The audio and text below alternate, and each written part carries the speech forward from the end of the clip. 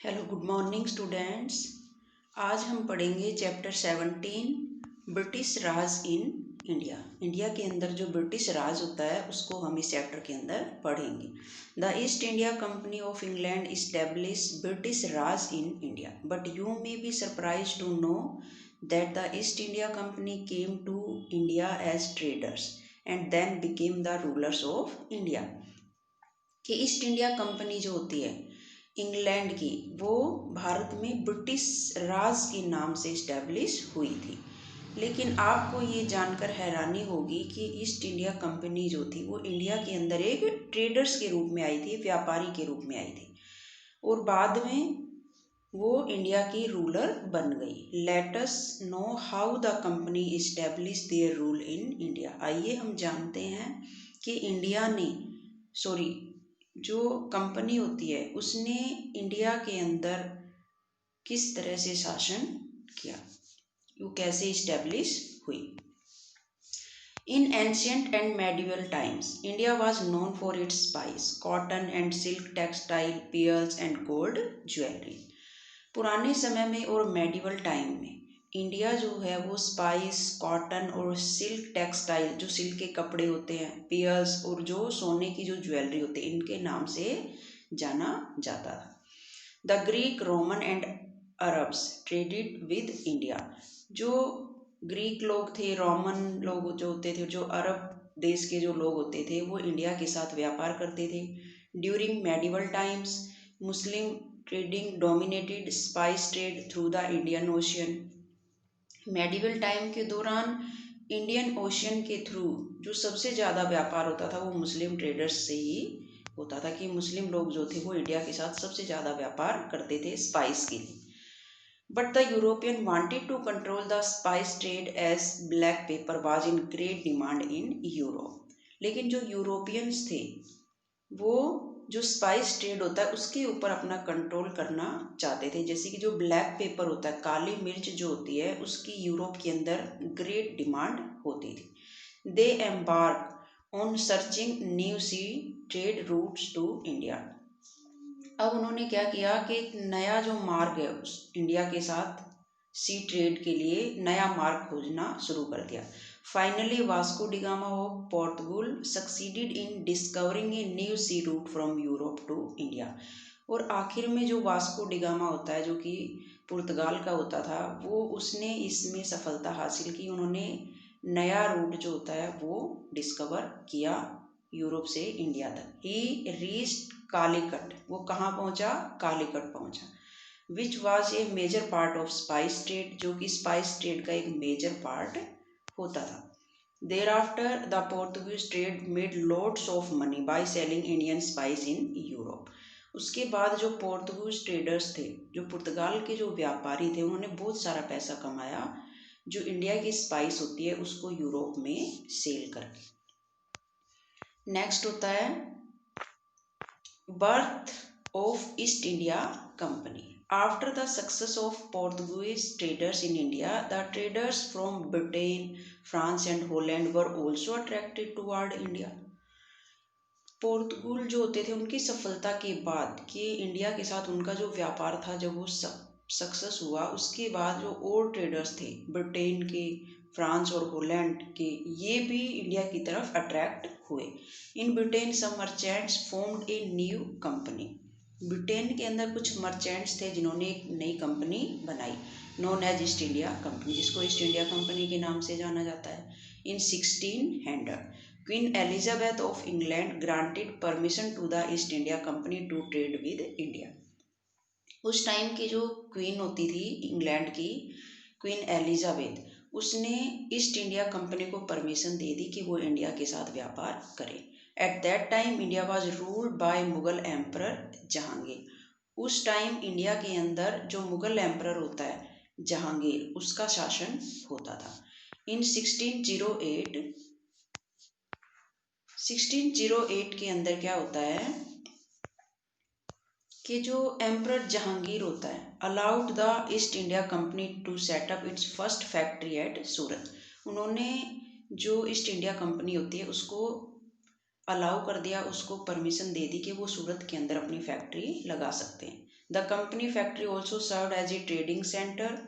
जो company factory होती थी वो ट्रेडिंग, वो ऑल्सो सर्व, उसने क्या सर्व किया, उसने ये भी सर्व किया कि trading centre with good stock at the factory, कि उसने जैसे कि जो ट्रेडिंग सेंटर होता है गुड चीज़ों के लिए, उसने वहाँ पर स्टॉक वगैरह लगाई फैक्ट्री के अंदर। Soon the East India company setup it's factory eight Madras, और जल्दी ही ये जो कंपनी होती है इसने अपनी और फैक्ट्रीज भी सेटअप कर ली मद्रास के अंदर, कालीकट के अंदर, जो कि अब कोलकाता के नाम से जानी जाती हैं, एंड बॉम्बे के अंदर।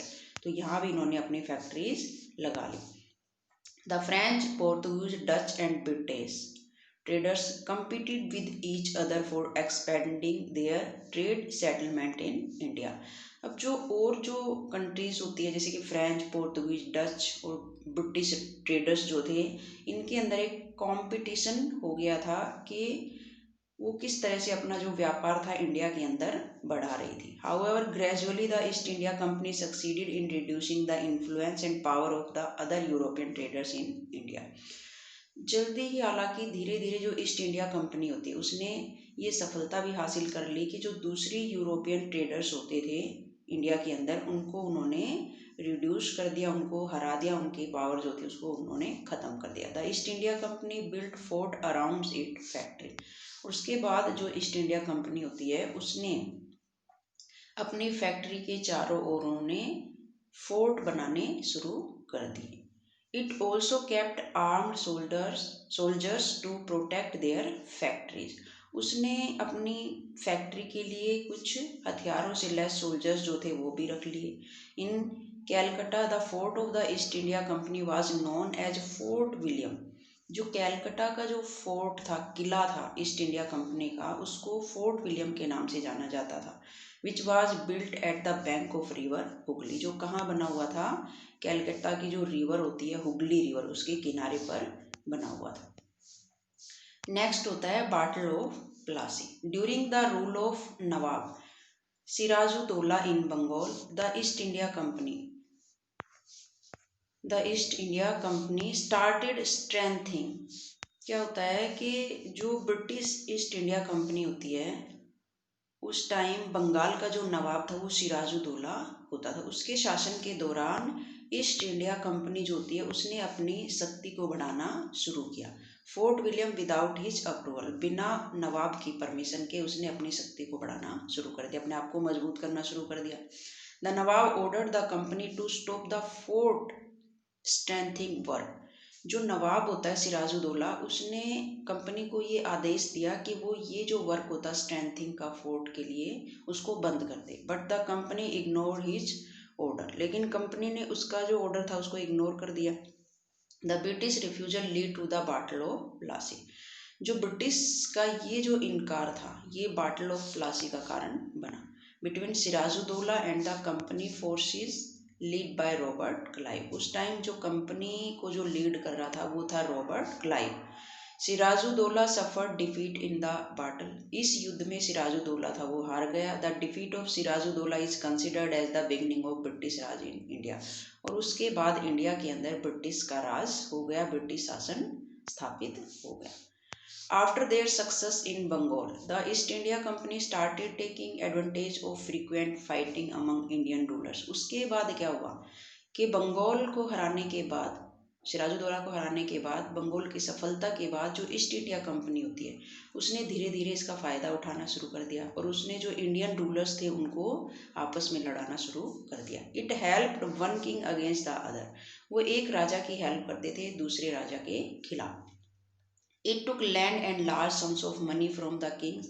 और इसके बदले में वो राजाओं से लैंड्स लेते थे और कुछ मनी पिक करते थे जिसकी वो हेल्प करते थे। The company use the money to expand its army and provide new weapons to it soldiers. Company जो थी वो इस मनी को किस में यूज़ करने लगी, अपनी आर्मी को बढ़ाने में, उन्हें नए हथियार देने में, अपने जो सोल्जर्स होते थे उनको नए हथियार देने में इस पैसे का वो यूज करने लगी। It also collected taxes from farmer in their traders. और वो ट्रेडर्स से भी टैक्स कलेक्ट करने लगी जो फार्मर्स होते थे। This way the company become strong financially as well as military. It also collected taxes, मतलब वो जो फार्मर्स जो थे इन देयर टेरिटरीज, उनके जो भू क्षेत्र होते थे उनसे वो कलेक्ट करती थी टैक्स। और ये जो तरीका था उसका, ये उसकी जो कंपनी होती थी उसको फाइनेंशियली स्ट्रॉन्ग बना रही थी, एज वेल एज मिलिट्रीली, और उसकी जो मिलिट्री फोर्स होती थी उसको भी वो स्ट्रॉन्ग बना रही थी। Now using its power the company started annexing the territory of Indian ruler on unjustified grounds. अब जो यूजिंग इट्स पावर, अब कंपनी जो थी उसकी जो पावर होती थी उसको किस में यूज करना शुरू कर दिया, एनेक्सिंग, हड़पना, the territory of Indian rulers, जो राजा लोग होते थे इंडिया के, उनकी जो टेरिटरीज होती थी, उनकी जो ज़मीनें होती थी, उनको अनजस्टिफाई तरीके से हड़पना शुरू कर दिया। It led unfair claims to the kingdoms of Jhansi. ये जो अनफेयर क्लेम थे इनके अंदर, जो झांसी का जो राज्य होता है वो आता है, अवध का आता है, एंड सब मराठा टेरिटरीज, कुछ मराठा जो टेरिटरीज होती थी वो आती है इस चीज़ के अंतर्गत, कि उन्होंने जो ज़मीनें हड़पनी शुरू कर दी थी, कि उन्होंने ये बोला था कि जिस राजा की कोई उत्तराधिकारी नहीं होता है उसकी ज़मीन को या उसके राज्य को अंग्रेजी राज्य में मिला लिया जाएगा, दस एंगरिंग देयर रूलर्स। इससे जो राजा लोग थे उनके अंदर गुस्सा था अंग्रेजों के खिलाफ। अब आता है सफरिंग ऑफ कॉमन पीपल, कि उनकी इस अनजस्टिफाई जो पॉलिसी होती थी अंग्रेजों की, उससे कॉमन पीपल जो था वो भी परेशान था, वो भी दुखी था। Like Indian rulers, common people also suffered greatly due to the unjust policy of East India Company. Indian rulers की तरह कॉमन पीपल जो था वो भी जो अनजस्ट पॉलिसी होती थी इंडिया की उससे बहुत ज़्यादा सफर्ड था। The company impose heavy taxes on farmers, जो कंपनी होती है उसने जो फार्मर्स होते हैं उनके ऊपर बहुत ज़्यादा टैक्स लगा दिया। The farmers were forced to grow indigo and sell it to British traders at low price. जो फार्मर्स होते थे उनको फोर्स किया जाता था कि वो इंडिगो जो कृषि होती है उसको ग्रो करे और फिर उसको ब्रिटिश ट्रेडर्स को बेचे लो प्राइस पर। Indigo was use for dyeing cloth by the British textile mills.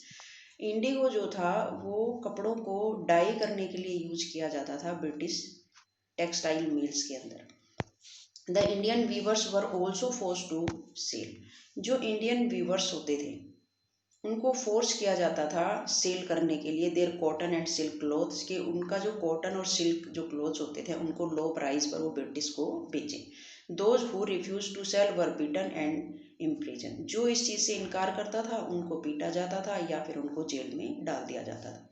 The British shipped raw material from India for their industries in England, जो ब्रिटिश थे वो अपना कच्चा माल इंडिया से खरीदते थे अपनी जो इंग्लैंड के अंदर उनकी जो इंडस्ट्रीज होती थी उनके लिए। They brought machine made goods to India, फिर वो इंडिया के अंदर मशीन से बनी हुई चीज़ें लाकर बेचते थे। And sold them at price lower than those of Indian handmade goods, India के अंदर जो हैंडमेड चीज़ें जो होती थी उनसे उनका जो प्राइस होता था, जो इंग्लैंड में बनी हुई मशीनों से जो चीज़ें बनती थी उनका प्राइस कम होता था इंडिया से बनी हुई हाथ की चीज़ों के कंपेयर में।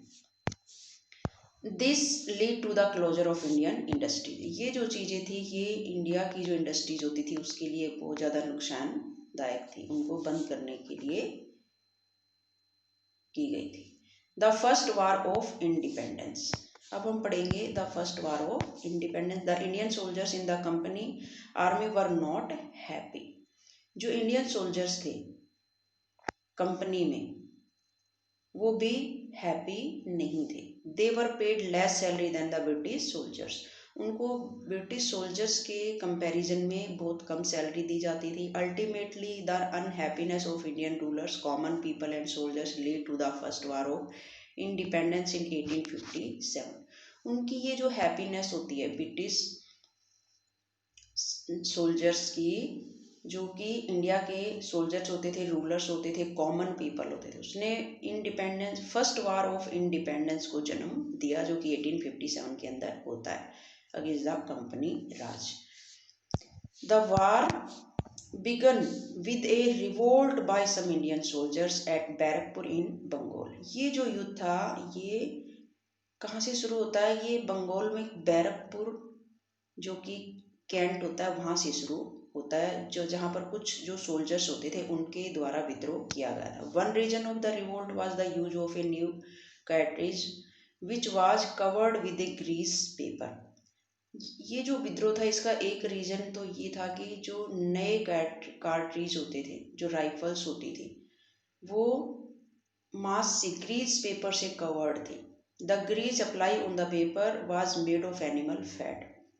और ऐसी अफवाह फैलाई गई थी या ऐसी अफवाह होती थी कि ये जो मांस होता था ये एनिमल के फैट से बना हुआ होता था, जो कि सुअर और गाय का मांस बताया जाता है। उस टाइम जो जो ईस्ट इंडिया कंपनी की जो आर्मी थी उसके अंदर मुस्लिम और हिंदू दोनों ही भारतीय सिपाही होते थे, तो इस वजह से यह अफवाह फैलाई गई थी। उन्होंने ये जो कार्ट्रिज होते हैं इनको यूज करने से इनकार कर दिया।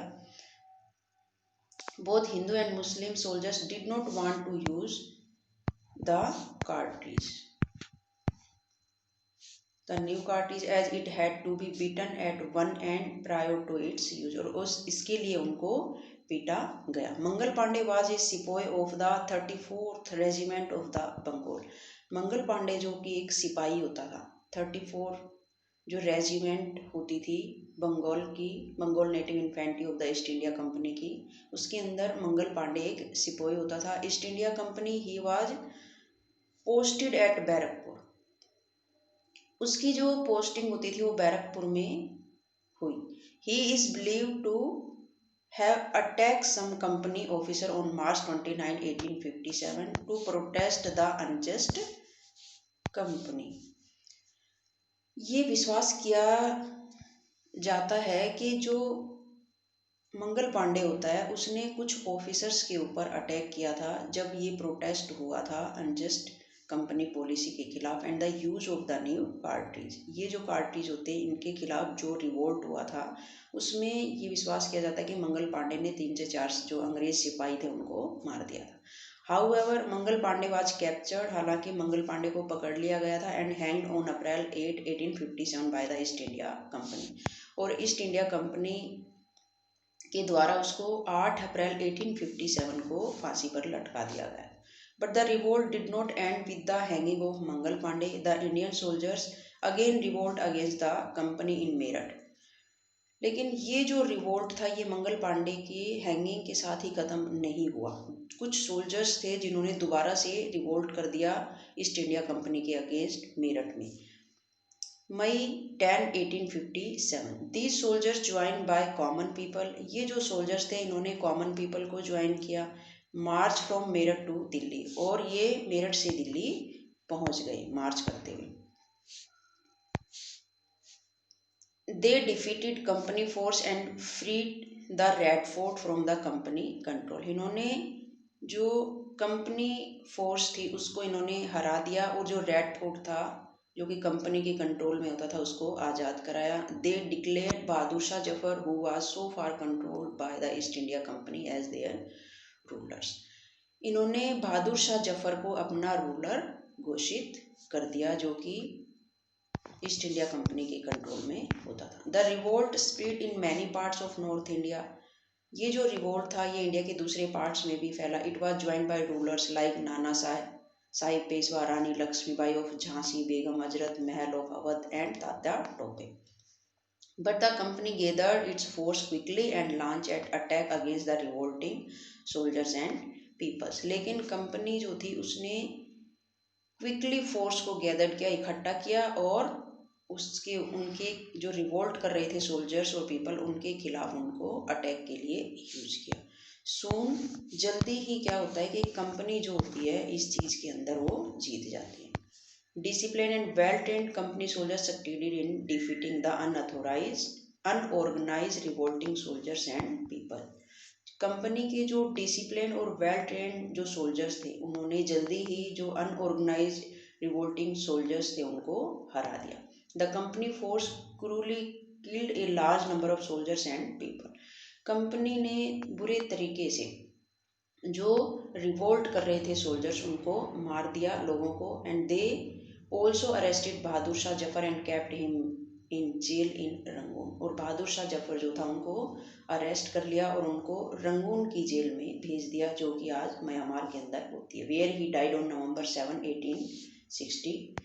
बाद में वो 7 नवंबर 1862 को उनकी डेथ हो जाती है। अब आता है इफेक्ट ऑफ 1857 रिवोल्ट, कि 1857 की जो विद्रोह था उसके कुछ इफेक्ट्स भी हुए थे।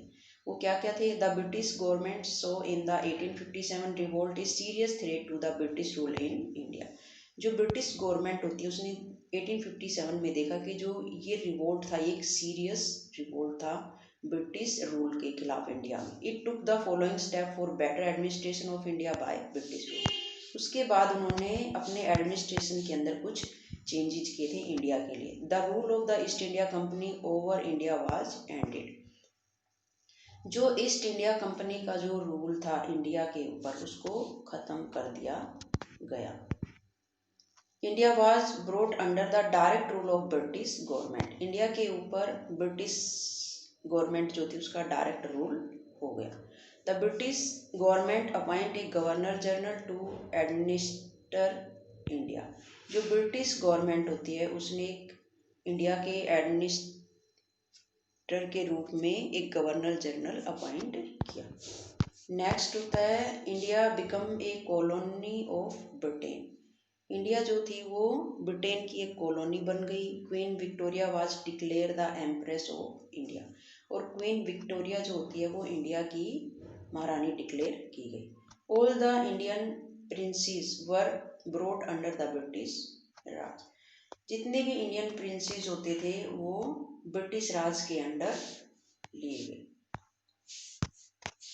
Though the first war of independence did not succeed in throwing the British out of India, हालांकि जो फर्स्ट वार ऑफ इंडिपेंडेंस था ये पूरे तरीके से सफल नहीं हुआ ब्रिटिश राज को इंडिया से हटाने के लिए। It inspired future generation to keep fighting the British for freedom of India. लेकिन जो बाद की जो जनरेशन होती है वो इससे इंस्पायर्ड होगी, ऐसा हुआ था। To keep fighting the British for freedom of India. India को ब्रिटिश रूल से आज़ाद कराने के लिए ये जो फर्स्ट इंडिपेंडेंस वार था इससे फ्यूचर में इंस्पायर्ड हुए। तो इस तरह से हमारा चैप्टर जो होता है ये ख़त्म हो जाता है। Thank you.